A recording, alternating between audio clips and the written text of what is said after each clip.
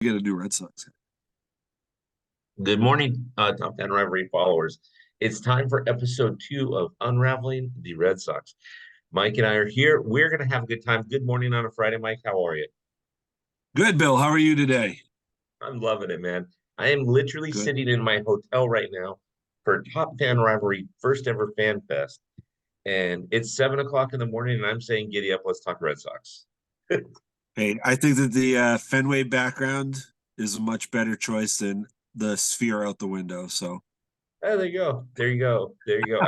I was gonna put a Yankee one up, and then I thought, yeah, it's too early in the morning to mess with them. So I'll hold off on messing with them. yeah, we could look at the bandbox or we could look at like a real ballpark. Awesome. For you Yankee fans, I'll let you know how to get a hold of Mike. It's cool. It's all right. We're good. I love it. So today's so last week we talked just as an intro, who Mike is, how he became a Red Sox fan, that type of thing. This week, since spring training hasn't actually started yet, we're going to go through and we are going to talk a little bit of Red Sox history. And so, Mike, I got a question for you. Can you break down the '04 team and the '07 team for me? And then let's kind of compare and contrast. Well, the '04 team had such a chip on their shoulder from the '03 team, Yep. like losing in extra innings in game seven, of the ALCS was shattering as a fan. Like it was unexpected. We watched it one more time, slip through the fingers of Red Sox Nation. Right? We were there and then it slipped away. Grady, we don't miss you one single bit. So ownership, they did something that they needed to do. They got rid of Grady. They hired Tito. Uh, they were ready to go. They played with the same fire, the same passion that they had, and uh, they revamped it. They were ready to go. They cowboyed up, and they were on their way. It was such a fun team to watch. We had the cataclysmic event of the fight between A-Rod and Jeter during the July series, or A-Rod and A-Rod and Veritek. Varitek. Sorry, A-Rod and Varitek. And like from there, you knew that something special was happening with that team. Yep. Yep. No, you know, so first of all, what you're saying is if Aaron Boone knocks on your door, you're not going to let him in for a cup of coffee. Probably not, but we can sit outside and talk baseball. we, we sit outside in January and talk baseball in Boston. No Yeah, problem. yeah. Um, no, it's funny that you mentioned, I didn't think you were going to take it that way. I like that direction because you're right. The '03 team was on fire and just one pitch changed that trajectory of that team. One pitch. Yep, yep. But Florida was also pretty hot that year too. So you guys might have struggled there. I mean, they took care of Oh, business in oh, the sure. Bronx. But losing to the Yankees like that was heart wrenching. Like we had it, and then like I said, it just slipped through our fingers, and it was like it could have been any other team but the Yankees, and I don't think it would have had the same effect that it did both on the fan base and on the culture surrounding the team. Yeah. No, But because it was the Yankees, like it gave all that momentum to the '04, to next year's team ready to go. yeah, And then they found themselves in the same position again. yeah, exactly. But this time, Kurt Schilling said, "No, no, no, we got this." What Yep. this was the bloody sock year, right? Or was that Yep. '07? Bloody sock year was '04, I'm pretty sure. Okay, yeah, yeah. But So then you It was guys, Millard. Don't let us win tonight. yep, yep. And I was looking something up. So your starting lineup: Johnny Damon in center, Bill Yep, Mueller in at third, Manny at in left field. David Ortiz was the DH. Kevin Millar yep, first base. This one yep. shocked me. I forgot that the former Orlando Cabrera. Giants manager Gabe Kapler was your right fielder, starting right fielder. Oh yes, Gabus. Yes. And then Veritek behind the dish, Mark Bellhorn at second, Pokey Reese at short, and then your starting day pitcher was Pedro, obviously. But I had forgot that Kapler played for you guys. Yes, he was he was a good hand. You know, Mhm. uh, solid bat, solid glove, unassuming. Went out there, did his job. He was the guy that that we like, that dirt dog kind of player that Yeah, harkened back to like the late 90s, team, early 2000s, the O'Learys and the Nixons and those guys. yeah. I haven't thought about Trot Nixon in forever. Good call. This, Oh, you're I think waking me up. about Trot Nixon every day in his pine tar helmet. Like, Yep. couldn't even see the logo on his hat on his helmet. So much Yeah. pine tar on there. Yeah. It was, I've had several people, including my wife, say, why do they do that? And I'm like, it's easier than just trying to get pine tar on your bat. You just like get it for your batting glove. You just put up like that, and then you're good to Yeah, go. yeah. Like, oh, okay. Well, It's like the don't the teams not? Vaseline under the lid. Yeah. She's like, but don't the teams not like that because you can't see the logo? And I said, I don't think anybody has a concern about the logo on the hat. I think they can see the jersey too. It's fine. Now, if you put Yeah, the pine tar across the jersey, then maybe they might look and go, right. all right. So that team was 98 and 64. The '07 team was 96 and 66. Here's your starting lineup for the '07 team. Julio Lugo, shortstop, Kevin Youkilis, who I really like, at first base, David Ortiz, DH, Manny was in left, JD Drew was in right, Mike Lowell was at third, Veritek in center, Coco, like I will charge the mound, Chris was in center, Dustin Pedroia at second, and then Kurt Schilling started. So tell me about the '07 team. The '07 team was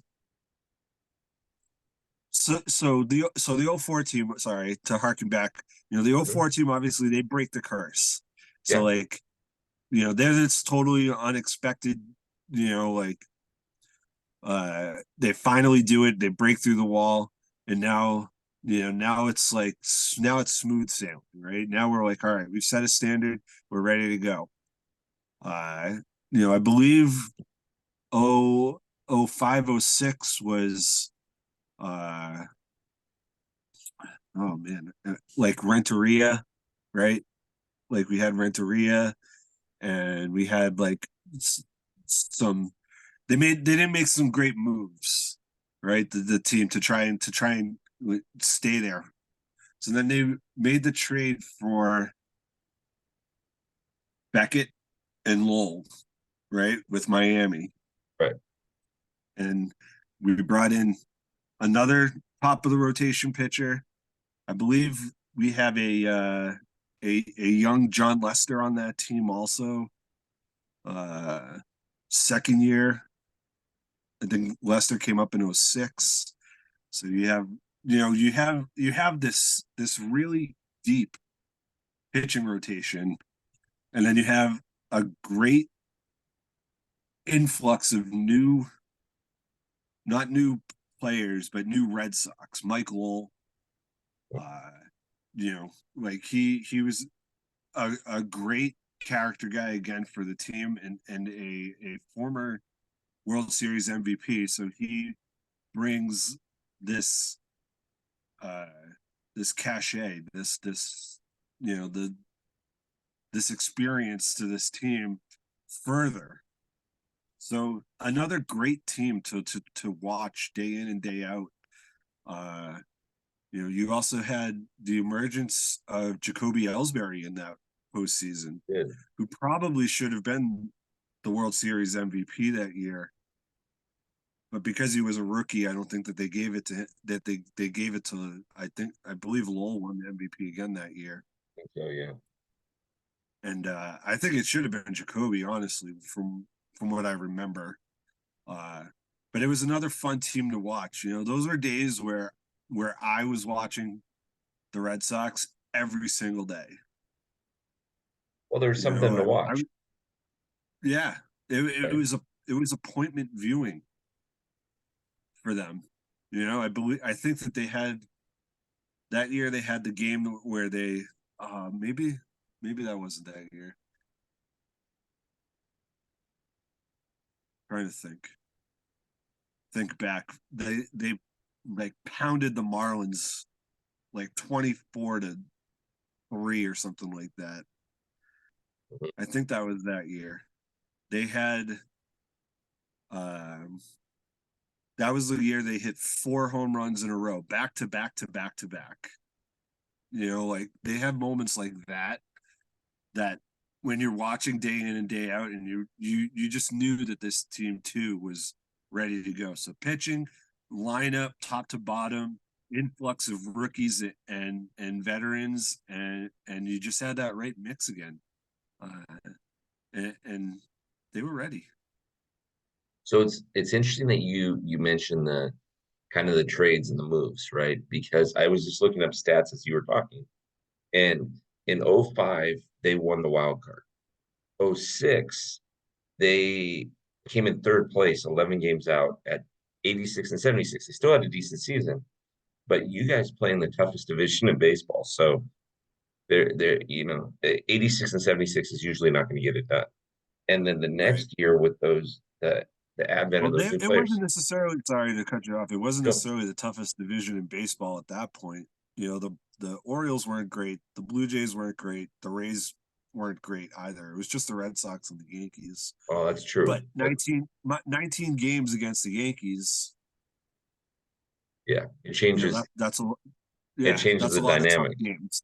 That's a lot of tough games. So It is. And you're absolutely right. Well, I mean, I'm so used to seeing it now where it's such a tough division, but like you now said, it's it. an incredibly tough division. Yeah, and so in '07 you win the division. But here's what you mentioned Josh Beckett. And so you had three pitchers that could have been aces on any club. You had Josh Yep. Beckett, you had Kurt Schilling, you had um, Pedro Martinez. So any team in baseball, hey, name the team, they're the number one pitcher, or they're the ace of the staff. So you guys had three aces, and I think that's kind of where you get. I mean, your run differential. I'm looking at this, Mike. Your run differential plus 210. Yeah. Yep. I Those mean, were the kind of stats that they were putting up regularly during those years too. They were pounding teams. And you say three aces, and again, like I mentioned, you have a second year John Lester, who becomes an ace also. So he's not an ace yet, but he's a future ace. So you have those four guys in your rotation, and then it doesn't matter who the fifth guy is almost. well, and runs scored The fifth guy is 807. Tim Wakefield, honestly, too, right? So Yeah. And by the way, I was always a fan of Tim Wakefield. I always thought I liked him because he was just gritty and would throw that. Everybody knew the knuckleball was coming, but it didn't yep, matter. He's like, hit it, yeah. try. No. You're Tim Wakefield. You're that's your fifth starter, and that's a number three pitcher on any other team. So And some he's teams number two. you look at his stats on that season, and he ends up he we used to call I used to call it the B squad. You'd go to a Tim Wakefield game, and you know three of the your everyday position players are sitting that day. That's their rest day. So you're not getting your optimum lineup that Pedro and Schilling and Beckett are getting on Tim Wakefield day. No, you're not. And so Tim Wakefield in '07 goes 17 and 12. Okay, that's not too bad. ERA was a little high. 4.76. But again, or he has 110 strikeouts um, against 64 walks. So he's handling business pretty well. And not only that, but he pitched 189 innings. I mean, you're absolutely right. That's a team right there. Yeah. And you Wow. look I'm at, looking through this roster too, seeing some of these names again. Holy monkey. yeah, You it's get crazy Papelbon when as you a go, closer. You get Papelbon as a closer. So again, you get into the eighth inning with the lead, and it's lights out. Okajima is your setup guy right now, right? He was lights out that year. Okajima, yep, it, eighth inning done. You have wow. Mike Timlin, another guy, right? Mike Timlin, seventh inning guy, right? So how short is the game getting when you have those guys, right? So well, that's what was happening. well, I'm looking at this too. Here's what was so Mike Lowell had the most hits on your team, 191. He only struck out 71 times. Dustin Pedroia struck out 42 times all Yep. season. Dustin Pedroia had 581 plate appearances and only struck out 42 times. That's huge. Then you got Beckett, like you said, Wakefield, Schilling, Lester. Um, was You got Pedro not on this Daisuke. team? Uh, no, Pedro actually wasn't on this team. Okay. He He had was retired he had or moved on. He had moved oh, on that's right. He had moved to on. New That's York. right. He was That's with right. the So Mets. But you you have had Beckett. Daisuke, right? Mhm. Yeah, you had Beckett. You had And Matsusui, Daisuke who, was okay at the beginning, yeah. especially So as a rookie. This was Daisuke's rookie season, '07. yeah, so Matsusui 15 and 12, Beckett 20 and 7, Wakefield 17 and 12, Schilling 9 and 8, which I mean, he wasn't exactly young by then, but like you Right. said, you had um, Mike Timlin in there, you had Jonathan Papelbon. I mean, Julian you even Tavares, had who is actually a pretty solid, you know, long relief guy you at even had that a guy point. that I was familiar with, Eric Gagne, on that team. Eric Gagne, yep, yep. And then you kind of look at this too, and you see a whole bunch of future coaches on this roster too. Kevin Cash is on this team. Kyle Snyder is on this team. Uh,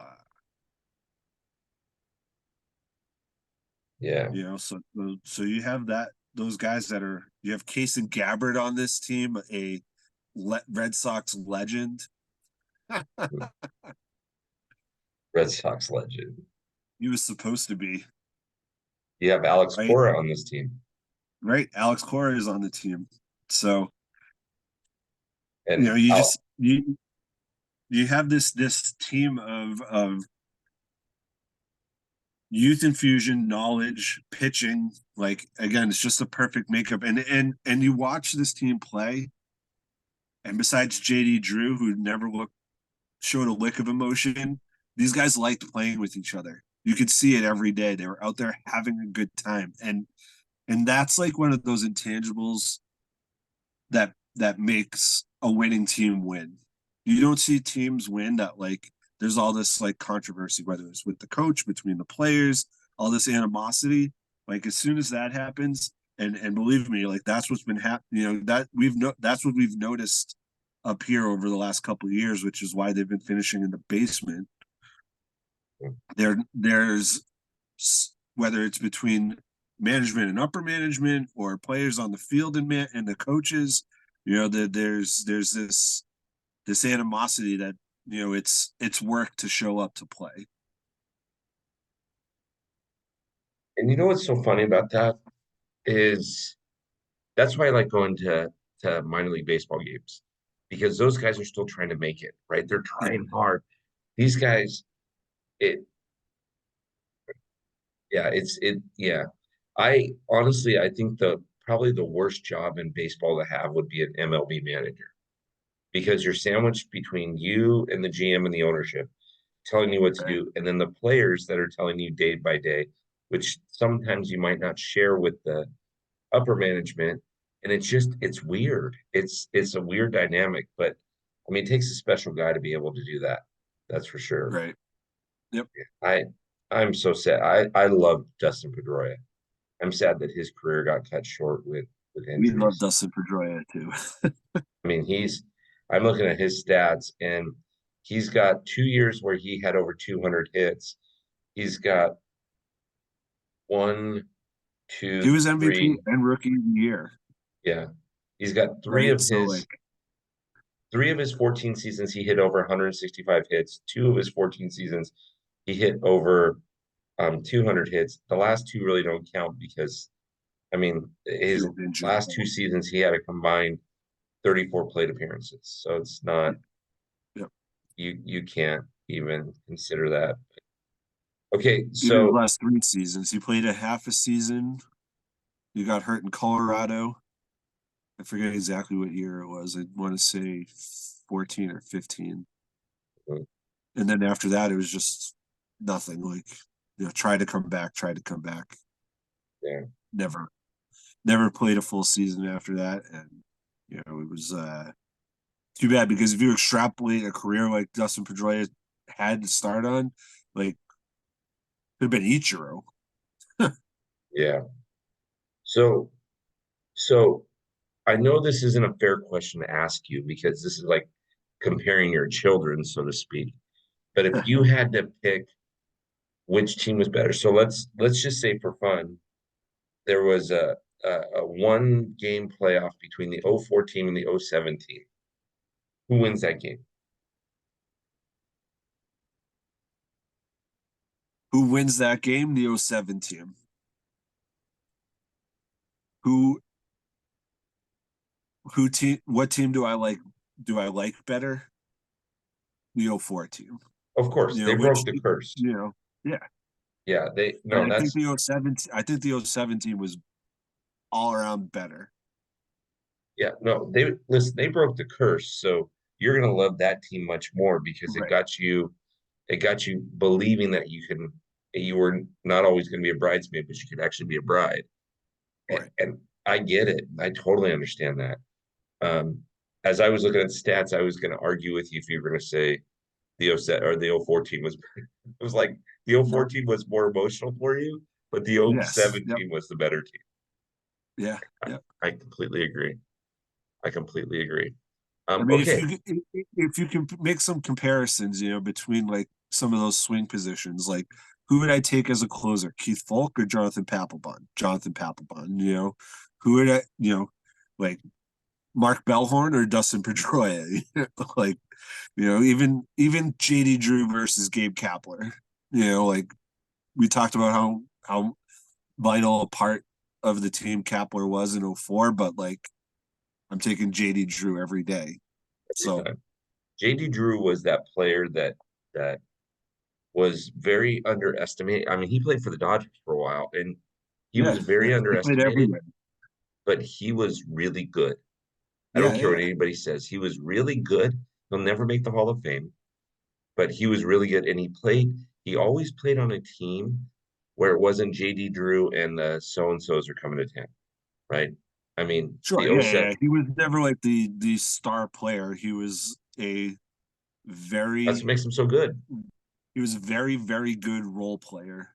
Yeah, that's what makes him so good. So let's transition with the last 5 minutes that we have here. Um, so as Mike and I are doing these things, we're often going to come up with I call feel good moments, right? Because in baseball, people take things so serious. And remember, baseball is a game, right? These guys do it for a living. We do it. We go to these games to escape our real life, right? For 2, 3 hours, whatever, right? And so let's have a feel good moment. Tell me what it was like for Red Sox Nation and you in particular to see Billy Buckner um, welcome back to Fenway and throw out a first pitch. I think that it was great. I think that it is important to recognize the history, for better or for worse, of your franchise, of your team, of your sport. You know, Mhm. there are things that happen in the moment, obviously, with Bill Buckner, especially, that you can never be forgiven for, quote unquote.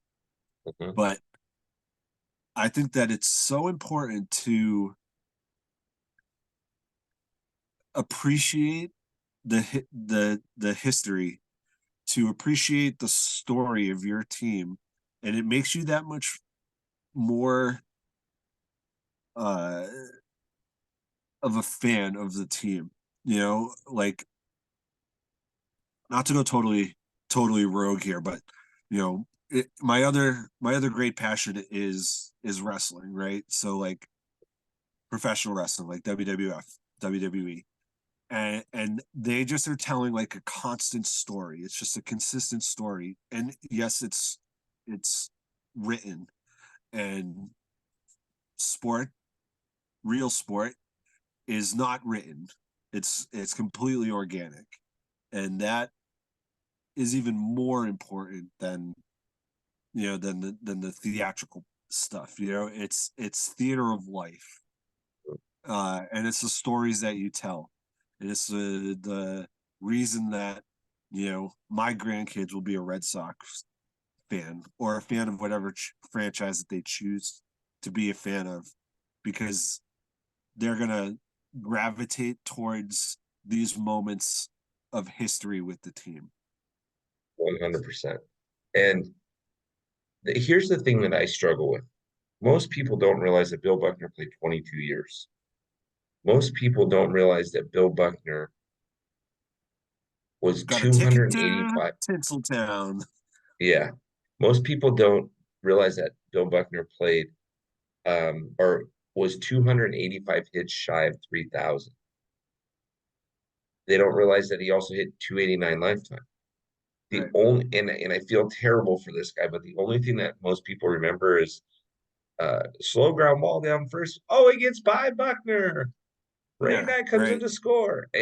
Like, Yeah. and it's horrible. That's why I wanted it.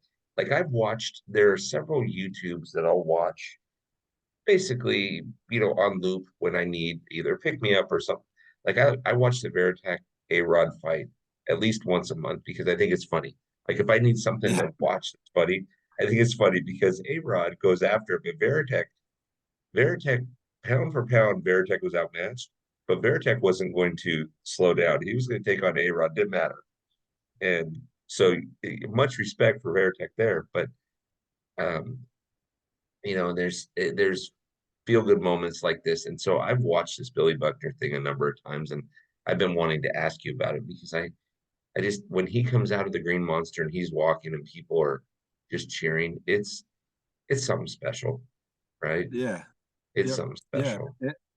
It's such an ingrained part of the history of the Red Sox. Like, it's something that it's Fisk waving the ball fair. Yep. It's the same thing. Yeah. It's when they put a highlight reel of the Red Sox together, like, that's one of the things that are there. If you like wanted like a complete history and not just like the great stuff, Yeah. but it's it's such an integral part of the history of this team, that Absolutely. to really recognize it post breaking the curse, because now we can look at it from a different perspective. uh it's a great thing. It's a feel good thing. So Feel good thing. You feel good when you watch it. So it just it's and one of the things that I appreciate about your organization, and besides for just you as a person and me wanting to do this with you, one of the things that makes me feel good about your organization is you respect the history. There's a lot of clubs that that don't look at their alumni, respect their alumni. And, some people will think, well, I don't care at the club, but, um, where's so-and-so, whatever happened to so-and-so, whatever happens, because they never bring them back to the stadium. They never do things that will bring them into focus type. But the Yep. Red Sox are really good about recognizing the history, even the bad parts of the history, right? Yep. Yep. And so you got to give love to that, right? So now I don't think LA is going to at any time recognize the 2017 almost World Series champions to the Astros. Unless it's trash can night and they're giving out trash cans, big bang fastball type thing. But it was, it We're was the good for me. almost World Series 18 team, right? We keep That's forgetting about that. yeah, We only focus on the cheating yeah, Astros. yeah, that's a bang bang fastball. But your 86 team, the Red Sox team was, I remember watching that because I'm old enough to remember watching. I remember watching Dave Henderson hit that home run and Brian Downing going to the wall and just like laying on the wall, basically watching it go out of the yard. Like, and Dave Henderson jumping up like he was Michael Jordan, like Yeah. running down first base. And, Yep. I there were some very, very, very good moments in that 86 team, but I'm just glad that you guys respect the history and bring it back. Right. Yeah. It's If important. It's it important. Now if you bring him back now, I would have different questions for him. In Yes. his current state, I would have different questions about, Yeah. maybe some things that we don't see anymore, and we're wondering, hey, is this real when we die? That type of thing. You bring him back He's now, in it'd be the a different. he's on the Teddy ball game bring him back train. Yeah, there you go. If you bring him back, I mean, if he and Tim Wakefield throw out first pitches, I'm going to be there because I'm going to have some questions. Tell me more about life. What do I need to know? Anyways, Right. um, Mike, I think we did a good job at unraveling the Red Sox today. What do you think? I think so too. It's been a fun conversation and went to places that I totally wasn't expecting, and that's always what's great about uh talking with you, Bill. And the whole team at Top Fan, because I can talk to my friends and other Red Sox fans, and we have a completely different perspective of what's going on and of the game than when you bring somebody together that's a fan of a different team from a different coast, and to have a conversation about the game and about the team, and that's what makes doing this so much fun. So, Thank you. uh, Yeah, love doing it. we enjoy it, man. So for those of you that are listening to this on YouTube, um, here's kind of the thing. So we're gonna put 5 episodes up. This is episode 2, and yes, episode 1 will be up a little later. We had a little technical difficulties on my side. I pulled the Yankees. No, I'm just teasing. Just thought I'd say that on the Red Sox thing. I messed up. I pulled the No, just teasing Yankee fans. Don't at me. Don't go. I was a joke. But this will be up on YouTube for 5 weeks, 5 episodes, I should say, and then it will go into our locker room. And inside there, you have 9 other podcasts. It's going to be fantastic. So, Mike, let's do it again next Friday. Looking forward to it. Make sure you check out all our other episodes Yeah, and all the other podcasts that are hiding in the locker room. You can find me, guys, if you want to chat at Heads Up Sports Cards on Instagram, or I have a Facebook group as well at Heads Up Sports Cards. So check that out, and looking forward to hearing all about FanFest and the fun times had in Las Vegas with the Top Fan Rivalry squad. So, you will. Bill, thank you so much for having me, and looking forward to episode 3. Episode 3. Stick around. All right.